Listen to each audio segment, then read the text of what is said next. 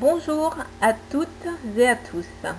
Je vous souhaite la bienvenue sur ce webinaire consacré aux 18-25 ans de la Guyane française et des Antilles francophones. Je vous invite à prendre le temps d'écouter ce webinaire en coupant les distractions possibles. Je vous invite à prendre des notes aussi. Vous aurez cependant accès à l'enregistrement de ce webinaire. Le lien pour y accéder vous sera envoyé après. Le thème de ce webinaire, c'est « Quels sont les 10 obstacles des jeunes Antillais et des jeunes Guyanais et comment les surmonter ?» Avant de commencer, j'aimerais vous dire de noter vos questions au fur et à mesure du webinaire et de me les envoyer sur mon adresse email marielle@attractitude.com.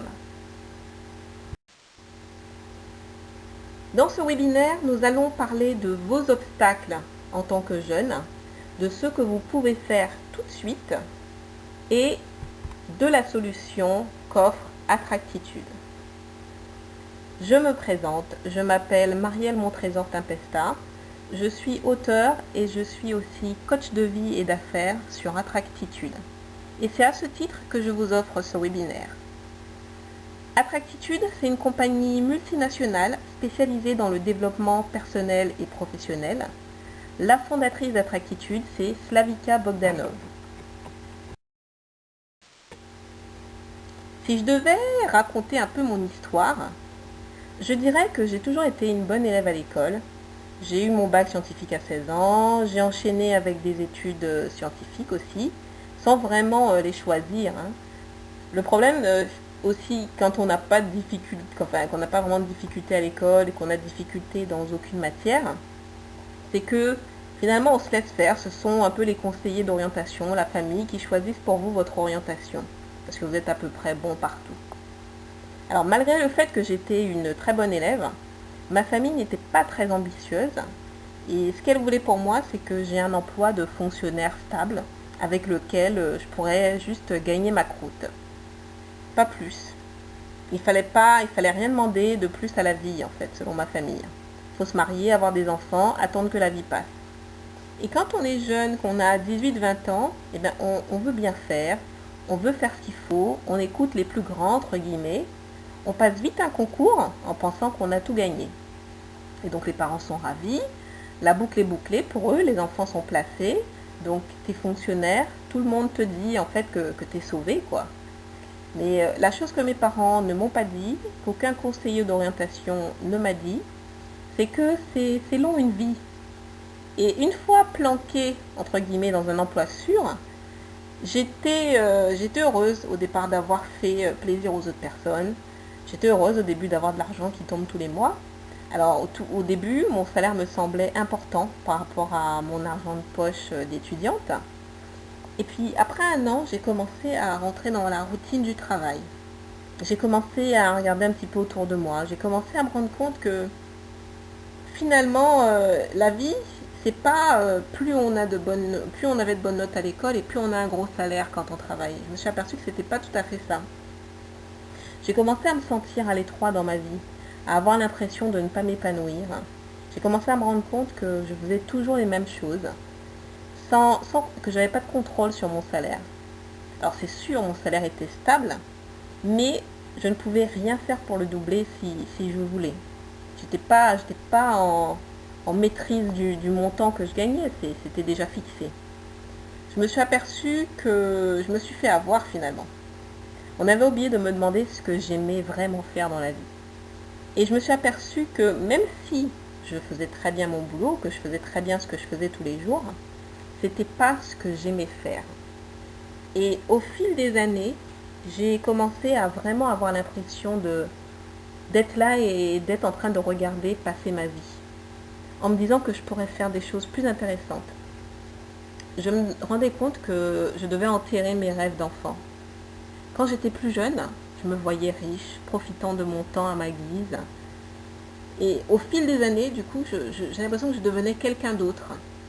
Je me disais de plus en plus que si l'ado que j'étais voyait la femme que j'étais devenue, eh bien, elle me dirait que j'ai vraiment une vie sans saveur. Après, j'avais beau être très intelligente, être une matheuse. J'avais beau avoir un salaire fixe qui tombait tous les mois. Le fait est que j'étais toujours en dépassement, que je n'arrivais jamais à mettre de l'argent de côté, que j'étais frustrée en permanence parce que je ne pouvais pas me payer tout ce que je souhaitais vraiment. J'ai commencé à aller de moins en moins bien et ça a commencé à affecter ma santé malgré mon jeune âge. Et du coup, j'ai vraiment bien compris que soit j'abandonnais l'idée d'être heureuse, et du coup je devenais blasée comme beaucoup de gens qui attendent que ça se passe et qui disent que de toute façon la vie est injuste, ou soit j'avais le choix d'aller chercher des solutions. Alors pour information, une statistique dit que 80% des Français sont insatisfaits de leur travail. Donc j'étais pas un cas isolé d'insatisfaction. Alors à 29 ans, j'ai décidé de me prendre en main. Mais j'aurais adoré savoir ce que j'ai appris à ce moment-là quand j'avais votre âge, pour éviter toute la frustration que j'ai connue et les conséquences sur ma santé. À 29 ans, je me suis rendu compte que j'étais, oui, une bonne élève du système, mais que je m'étais fait avoir puisque je n'étais pas heureuse. Alors j'ai commencé à me faire aider par le coaching et les formations en développement personnel et financier. Et c'est pour ça que je suis heureuse de partager ce webinaire avec vous, parce que je sais à quel point tout un chacun peut manquer justement de toutes ces informations utiles. C'est des choses que ma mère ne savait pas, que l'école ne m'a pas appris. Et c'est vrai que mes parents, même s'ils m'aimaient et qu'ils m'adoraient et qu'ils voulaient le mieux pour moi, eh bien, ils n'ont pas su m'enseigner ça. Alors, quand je parle avec les jeunes aux Antilles, un obstacle dont les jeunes me parlent souvent, c'est le fait d'être isolés sur des petits territoires. Beaucoup de jeunes ont souvent l'impression que s'ils veulent vraiment évoluer et avoir de belles opportunités dans la vie, ils doivent partir, aller en France ou dans un autre grand pays. Il est souvent dit que la petitesse des îles, c'est une limite à l'évolution. Il faut aller là où ça se passe, comme on dit. Mais ce que je veux vous répondre aujourd'hui, c'est que ce sont d'anciennes règles, d'anciens schémas de pensée. Aujourd'hui, avec Internet, les études, les formations peuvent se faire à distance. Il y a des opportunités de travail à distance aussi. De nouveaux millionnaires qui travaillent de chez eux fleurissent tous les jours. En lisant un livre comme La semaine de 4 heures de Tim Ferriss, il est clairement expliqué comment la plupart des activités qui sont menées sur un lieu de travail peuvent être menées avec beaucoup plus d'efficacité si elles étaient menées à distance. Donc on n'a pas à se soumettre aux règles qui ne nous conviennent pas. Si on veut vivre différemment, la question à se poser, c'est comment. Il peut être intéressant de se former pour apprendre comment faire pour avoir un emploi mobile, par exemple. Un emploi que l'on peut exercer partout dans le monde et qui nous permet par là même d'offrir des services au monde entier et donc de gagner plus d'argent que si on était dans un endroit seulement localisé. La deuxième difficulté que les jeunes dénoncent, c'est qu'ils sont victimes des a priori négatifs sur les jeunes. Comme quoi ils seraient immatures, ils seraient violents. Et beaucoup de jeunes antillais se plaignent de l'image que peuvent avoir d'eux les patrons, voire même de l'image que l'on peut avoir des Antillais en France. Certains se plaignent du fait qu'on ne parle des Antilles ou de la Guyane aux informations nationales que quand il y a une grève ou des actes de violence, ou pour dire que les départements d'outre-mer sont les premiers sur les faits de violence. Je voyais sur Facebook le commentaire d'un jeune qui disait que les patrons demandaient des jeunes avec de l'expérience, mais qui ne laissaient pas l'opportunité aux jeunes d'accumuler cette expérience. Alors ce sont des faits qui sont dits, qui sont répétés. Seulement, ce que je veux vous dire aujourd'hui, c'est que dans une démarche de développement personnel et de reprise de son propre pouvoir sur la vie, il faut regarder du côté des solutions et ne pas seulement penser que l'on est une victime impuissante des a priori négatifs. On peut faire l'inventaire de toutes les injustices dont sont victimes les jeunes Antillais, mais ça n'est pas une démarche qui dynamise ni qui résout quoi que ce soit. La vérité, c'est qu'il est toujours possible de reprendre son pouvoir sur sa vie et de ne plus être une victime. Une chose est sûre, c'est qu'il ne faut pas faire l'inventaire de toutes les difficultés et prendre ce qui reste ou ce qui est plus facile pour vous, comme moi j'ai pu le faire. Vous allez arriver au mur, tôt ou tard. Donc la démarche pour trouver l'emploi de vos rêves, c'est de vous demander ce que vous aimez, ce que vous êtes capable de faire pendant des heures sans voir passer le temps. Et vous demandez ce que ça va vous demander pour arriver là où vous voulez être. Écrivez une liste d'actions à faire qui pourrait vous permettre d'arriver à avancer vers vos buts. Réalisez quelques actions chaque jour et vous vous rendrez compte que vous avancerez vers votre but. La vie va dégager des opportunités, des rencontres qui vont vous permettre d'enrichir votre plan d'action. Pour beaucoup de jeunes, le fait de savoir que le taux de chômage est élevé dans la Caraïbe est un grand facteur de démotivation. Je me rappelle que quand j'étais étudiante, je ne passais pas une semaine sans que quelqu'un me dise qu'il y a une foule de personnes qui ont plus que le bac et qui sont au chômage. Que de toute façon, études ou pas études, les choses sont dures pour tout le monde. Que si ça se trouve, les études ne servent à rien. Je pense que si vous suivez cette conférence, c'est parce que vous ne voulez pas vous résigner et faire en fonction des problèmes.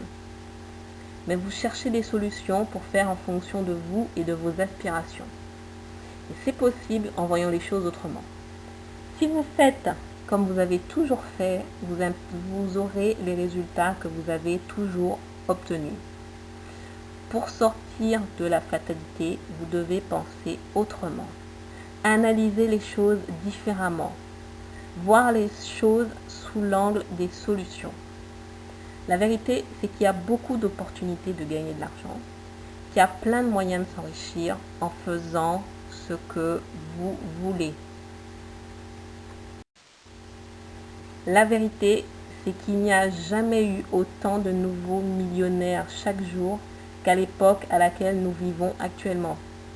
Mais comment faire pour trouver les bonnes réponses? Eh bien, il faut se poser les bonnes questions et chercher dans le sens des solutions. Et surtout, aller chercher les solutions aux bons endroits. En demandant à ceux qui ont fait comme on souhaiterait faire. Comment ils ont fait? On leur demande comment ils ont fait. Vous pouvez aussi essayer de trouver des solutions en allant chercher sur Internet des informations gratuites, des témoignages de ceux qui savent et qui sont partis de là où vous en êtes pour arriver là où vous voulez arriver. C'est facile de se lamenter et de penser que les bonnes choses ne sont pas pour vous. Et souvent, on ne pense pas aux choses simples. On accorde du temps à faire comme tout le monde, à écouter de la musique toute la journée, etc. Mais passer même 1 heure par jour à lire les livres des personnes qui font ce qu'on veut faire et à copier quelques-unes de leurs actions, ça peut avoir une portée phénoménale sur les résultats que vous allez obtenir. Donc, une manière de surmonter l'obstacle de la soi-disant conjoncture économique difficile, c'est de vous tenir avec ceux qui ne pensent pas que la conjoncture actuelle est un problème. Il faut voir comment ils font, pourquoi ils pensent comme ça, et il faut agir comme eux pour obtenir les mêmes résultats. C'est une grande loi de la vie. Les mêmes causes entraînent les mêmes effets. Je coachais une jeune fille de 19 ans qui me disait qu'elle avait demandé à ses professeurs de lycée ce qu'elle pouvait faire dans la vie pour gagner 10 000 € par mois. Et eux lui ont répondu que c'était impossible pour elle. Du coup, elle était démotivée. Alors je lui ai dit que de la même façon qu'il ne lui viendrait pas l'idée de demander à un fleuriste des informations très pointues sur la chirurgie, de la même façon, je lui ai dit que pour avoir une vraie réponse, il faut poser la question à quelqu'un qui a fait ce que l'on souhaite. Pour savoir comment gagner 10 000 € par mois, il faut demander à quelqu'un qui gagne déjà 10 000 € par mois.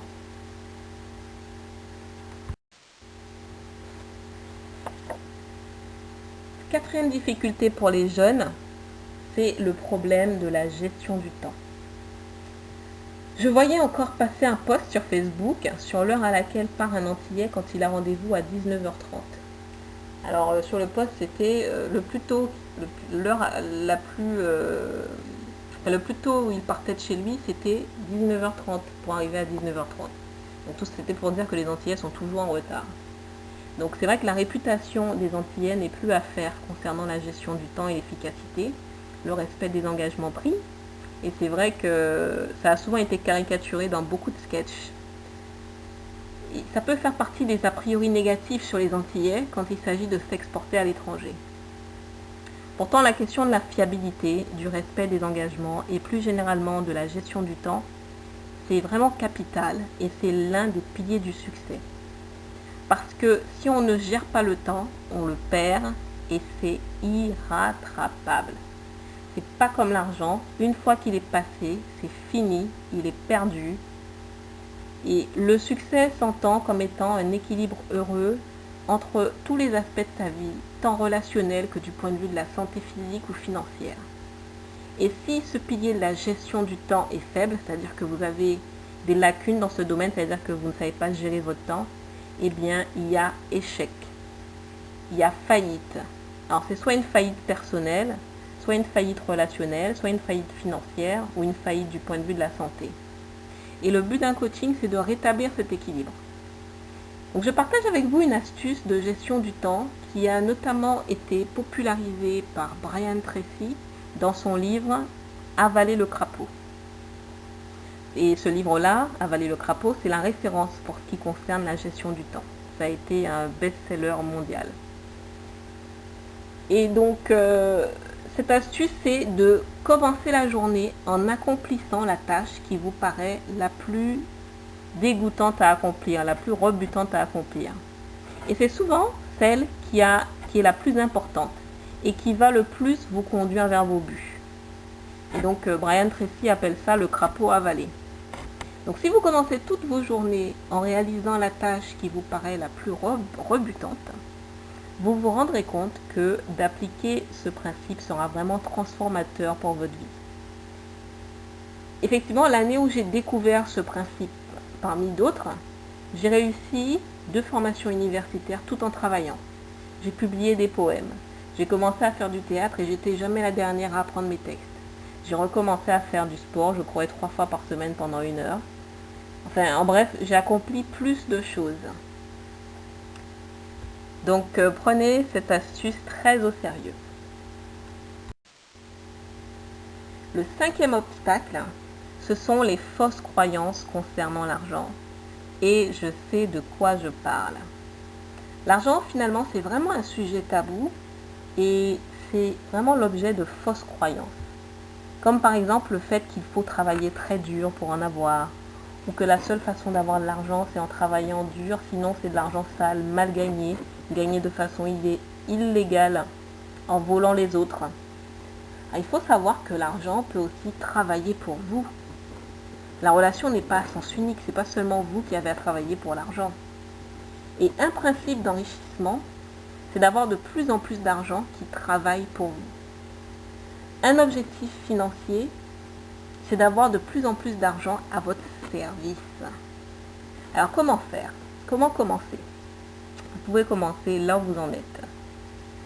Réservez 10% de vos revenus. Donc quel que soit ce que vous recevez comme argent, dès que vous recevez de l'argent, vous prenez 10% de cet argent pour que cet argent justement travaille pour vous.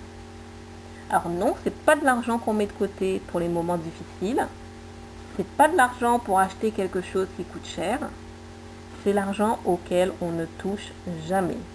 Sauf pour le mettre dans un véhicule de placement où cet argent va vous rapporter d'autres argents. Donc éventuellement, ce sera de l'argent que vous allez investir pour qu'il travaille pour vous. Mais vous n'allez jamais toucher à cet argent-là. C'est de l'argent qui va s'accumuler et qui va se multiplier pour vous. T. Harv Eker, dans son livre « Les secrets d'un esprit millionnaire », partage ce secret de millionnaire.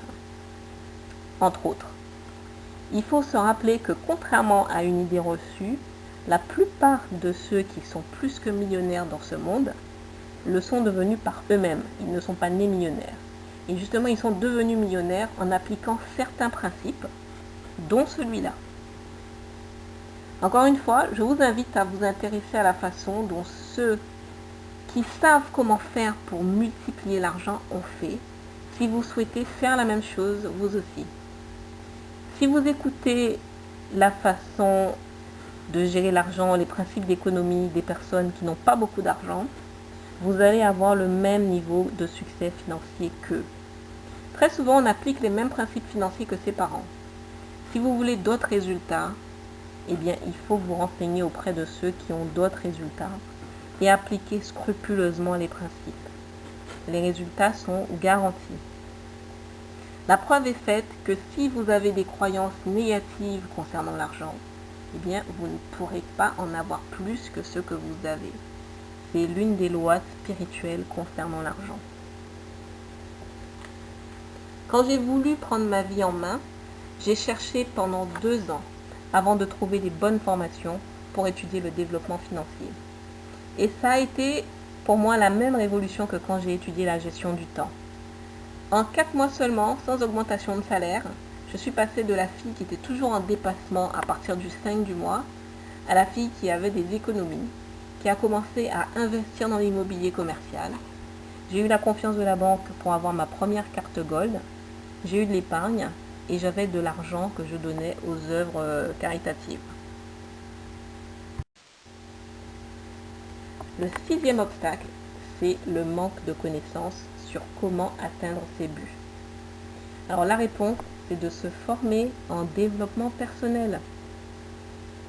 Premièrement, le monde du travail traditionnel tel qu'on le connaît, il est en train de mourir. Pour de plus en plus de personnes, les moyens traditionnels de vie et de travail n'existent plus. Le monde de l'entreprise ne propose pas de sécurité comme par le passé. Les gens continuent à être mis à pied en grand nombre et les nouveaux diplômés ne peuvent pas trouver d'emploi. Les gens sont obligés de naviguer dans le monde du travail suivant un nouvel ensemble de règles que personne ne peut expliquer. Ils sont tenus d'être plus souples, plus commerciables et plus délibérés sur la façon dont ils mènent leur carrière. Mais personne ne leur a appris les compétences nécessaires pour accomplir cette tâche. Et je suis sûre que plusieurs d'entre vous se reconnaissent là-dedans. Les valeurs des gens sont en train de changer, et sûrement les vôtres aussi. Alors que certains sont licenciés, d'autres vont choisir de leur plein gré de quitter l'environnement de travail traditionnel parce que la sécurité d'un travail régulier ne vaut pas le coût de leur mode de vie et de leur santé. Peut-être que c'est votre cas ou que ce sera votre cas si vous ne faites rien. Moi, c'était mon cas et j'ai fait quelque chose. Les gens cherchent un meilleur équilibre, de la souplesse, le respect et le sens de leur travail. Ils veulent plus de temps pour leur famille et les choses qui comptent pour eux. Ils veulent plus de contrôle sur leur vie, quant à l'autodétermination de leur avenir.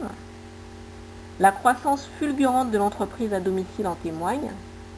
Et être entrepreneur sur le web, c'est travailler chez soi, c'est transporter son entreprise dans son ordinateur, partout où vous souhaitez être. D'autre part, faire des choix de carrière aujourd'hui, c'est autant un jeu extérieur qu'un jeu intérieur. La navigation dans le nouveau monde du travail, des affaires, nécessite la connaissance de soi, la confiance en soi et l'intelligence émotionnelle.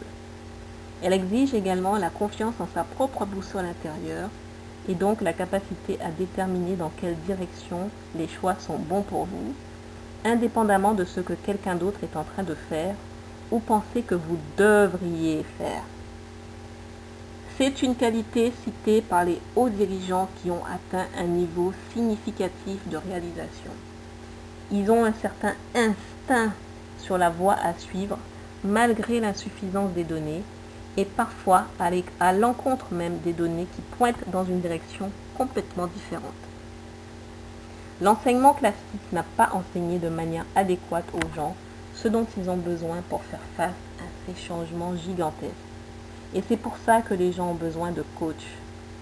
L'enseignement collégial est extrêmement coûteux et ne prépare pas de façon adéquate les adultes ou les jeunes qui veulent poursuivre des études supérieures plus tard dans la vie, avec les compétences de la vie réelle dont ils ont besoin justement pour réussir dans les changements rapides du monde du travail actuel.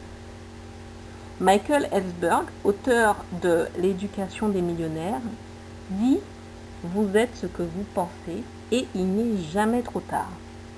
Il a passé 2 ans à interviewer des centaines de gens d'affaires, parmi les plus prospères de la planète, qui étaient, écoutez bien, tous des décrocheurs scolaires. Le développement personnel est devenu une partie intégrante du nouveau système d'éducation officiel.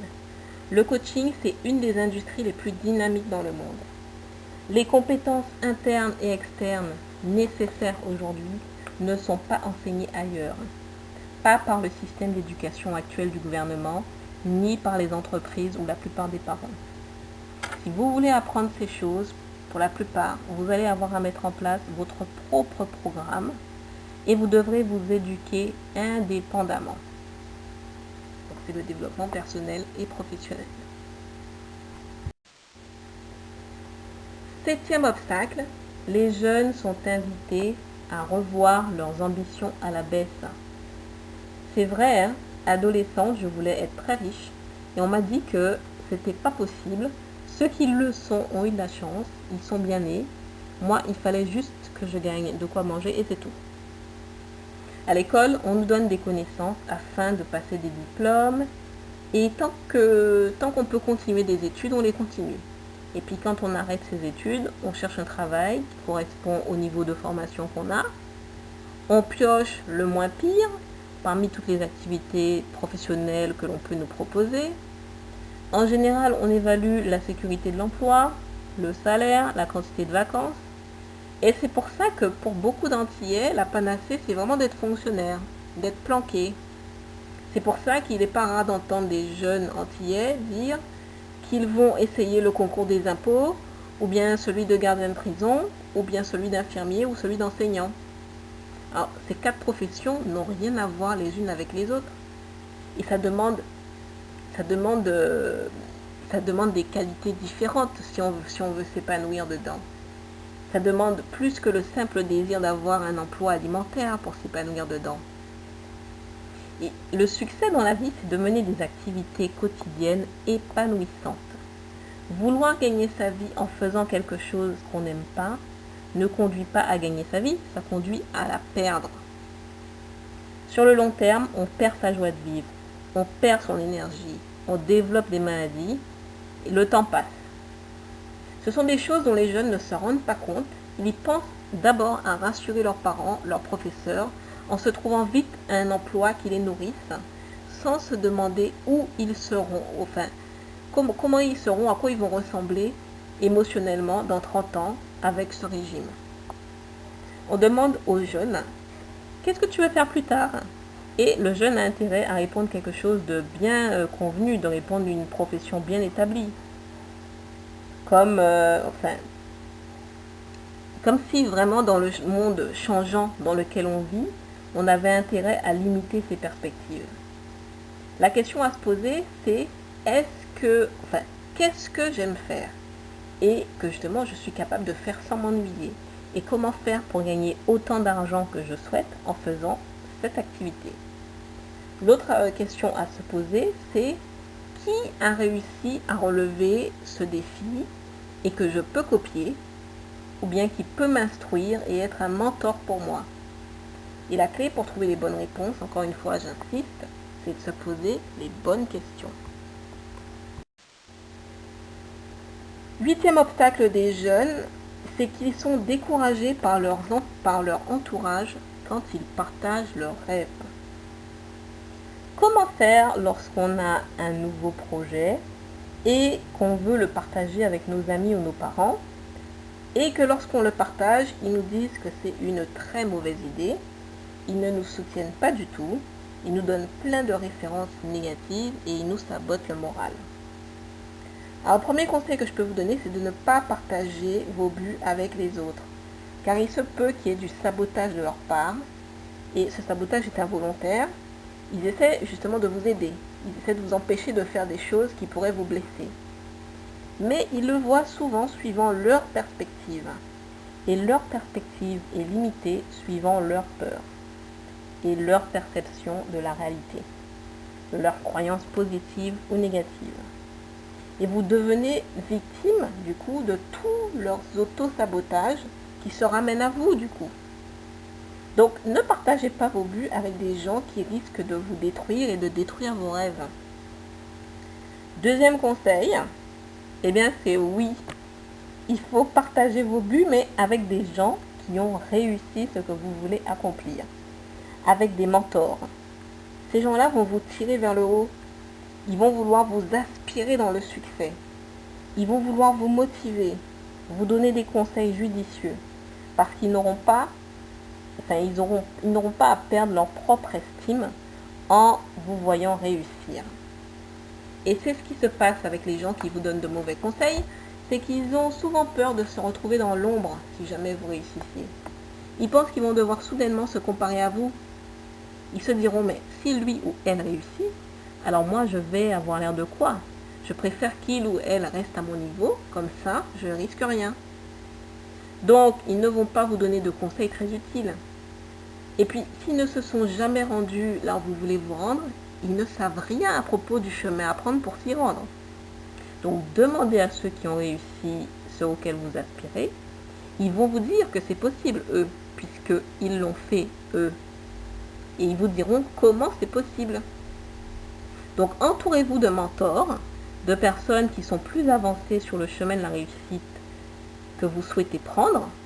Ne vous entourez pas de gens qui sont au même niveau que vous ou derrière vous, parce qu'ils vont vous tirer vers l'arrière. Ils vont vous empêcher d'accéder à vos buts, c'est garanti. C'est à vous de choisir. Vous pouvez garder ces gens autour de vous si leur compagnie vous plaît, mais ne partagez pas nécessairement vos buts qui sont peut-être trop loin de leur zone d'entendement et de leurs limites conceptuelles de ce que doit être votre réussite. 9e obstacle, les jeunes ne sont pas aidés. Souvent quand je parle de développement personnel ou développement financier aux jeunes, ils me disent que c'est bien beau tout ça. Ils me disent on veut changer notre vie, mais personne ne fait comme ça autour de nous. On n'est pas aidé, alors on abandonne avant d'essayer. Moi, ce que je veux répondre à ça, c'est que quand on ne se sent pas aidé, plutôt que de s'en plaindre, de se dire que nos amis, notre famille ne nous stimulent pas, il faut prendre sa vie en main et se faire aider justement, mais par les bonnes personnes. Pour l'aide dans le domaine du développement personnel, l'aide par excellence vient d'un coach de vie. Le coaching de vie ou bien le coaching d'affaires, c'est une relation synergique entre l'entraîneur et un client. Et cette relation, elle est conçue pour exploiter votre plein potentiel.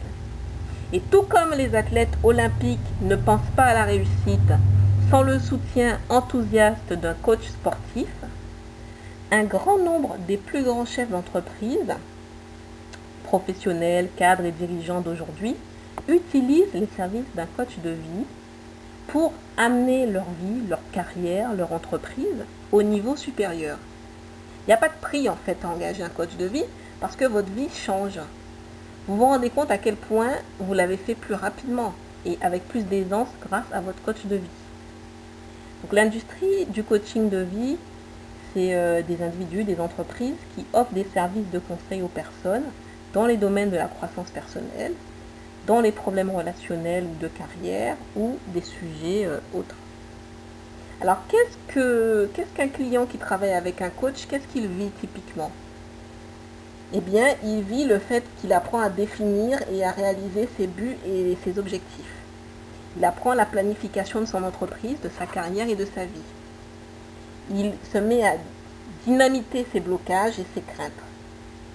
Il vit la sécurité financière, l'indépendance. Il vit un équilibre entre la vie professionnelle et personnelle. Il va pouvoir prendre des décisions clés et élaborer des stratégies de réussite. Il va pouvoir communiquer avec force et de façon succincte. Il va pouvoir développer et maintenir une zone libre de problèmes. Il va pouvoir construire des relations puissantes. Il va pouvoir briser son plafond de revenus. Il va être facilement promu. Il va trouver la carrière et le travail idéal pour lui. Il va trouver le partenaire amoureux ou la relation idéale. Il va faire une transaction ou une transition importante dans la vie. Il va réussir son démarrage d'entreprise. Il va réussir son développement d'entreprise. Il va vivre une vie idéale. Il va identifier ses valeurs et ses passions fondamentales. Il va pouvoir satisfaire ses besoins personnels et affectifs. Évidemment, il va faire beaucoup plus d'argent, avoir moins de charges et plus de temps pour profiter de sa vie, jouer, vivre des aventures en s'amusant beaucoup, beaucoup, beaucoup plus. Le 10e obstacle, c'est le manque de confiance. Il a été prouvé qu'il y a une relation directe entre le niveau d'estime de soi et le niveau de succès dans la vie d'une personne. Succès s'entend dans tous les domaines de la vie. Manquer d'estime de soi, c'est vraiment délétère dans tous les domaines. Ce manque de confiance en soi pousse à accepter n'importe quoi dans le domaine amoureux, dans le domaine relationnel en général. Par exemple, on accepte des amis qui nous tyrannisent, nous rabaissent. On accepte des copains qui ne souhaitent pas notre succès et nous découragent chaque fois qu'on entreprend quelque chose. Un manque de confiance en soi pousse à accepter n'importe quel emploi, à être victime de harcèlement professionnel. Le manque de confiance en soi pousse à vivre avec un salaire inférieur à celui que l'on souhaiterait parce qu'on n'a pas confiance dans ses capacités. On se déprécie vis-à-vis des autres. On se laisse facilement influencer par le qu'en dira-t-on aussi. Dès qu'on a une difficulté ou un échec, on abandonne. Certains manquent tellement de confiance en eux qu'ils n'osent même pas espérer d'avoir une vie meilleure et ils apprennent à se complaire de la médiocrité en fait. On pense que les belles choses sont pour les autres, pas pour soi. Celui qui manque de confiance en lui pense que les autres ont du succès parce qu'ils ont quelque chose en plus. Il se considère comme étant inférieur, comme étant moins bien. Le manque de confiance en soi trouve ses graines dans la petite enfance.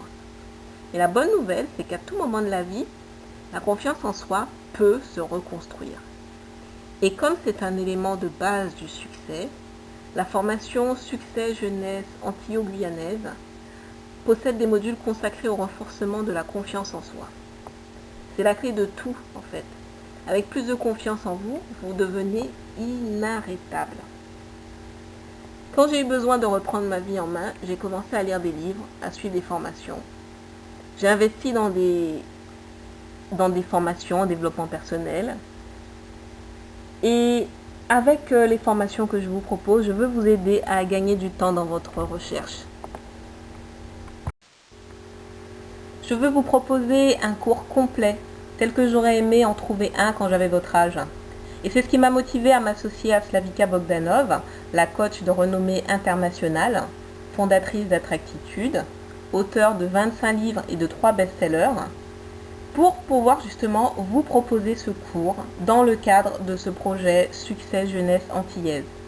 Le but est de vous donner le cours le plus complet possible concernant l'argent à un prix abordable pour un jeune. Donc ce cours regroupe les principes qui marchent à tous les coups concernant le développement financier. Ce sont toutes les méthodes qui fonctionnent à chaque fois concernant le fait de faire de l'argent, regroupées en un seul endroit. Donc ça regroupe les principes les plus efficaces inclus dans les livres que je vous ai cités, compris dans des formations qui n'ont même pas encore lieu en France, qui n'existent qu'en anglais, et que Slavika Bogdanov a pu suivre puisqu'elle est aux États-Unis. Ces principes regroupent la méthode qu'elle a mis 7 ans à élaborer et qui a marché pour elle puisqu'elle est déjà millionnaire. Dans cette formation, il vous sera enseigné comment vous débarrasser de vos pensées négatives et de vos croyances limitantes. Vous apprendrez à dédramatiser votre relation à l'argent. Vous apprendrez à vous attirer plus d'argent. Vous apprendrez à faire un budget et à épargner, entre autres choses.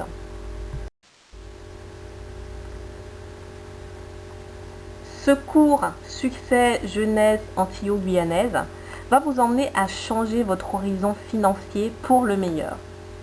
Que demander de plus, j'ai envie de dire? Vous apprendrez comment faire pour réussir, comme on ne vous a pas appris à le faire à l'école.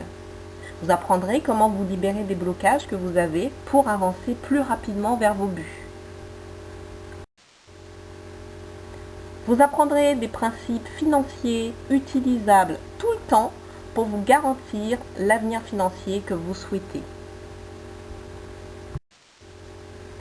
Attention, je précise que ce cours n'est pour vous que si vous êtes antillais ou guyanais et que vous avez entre 18 et 25 ans. Merci de ne pas vous inscrire à ce cours si ce n'est pas votre cas. Ce cours Succès Jeunesse Antillais-Guyanaise vaut 794 €.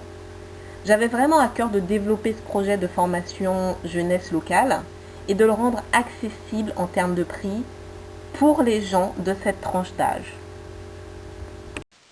Et jusqu'à aujourd'hui, la formation était disponible pour les jeunes antillais à 147 €.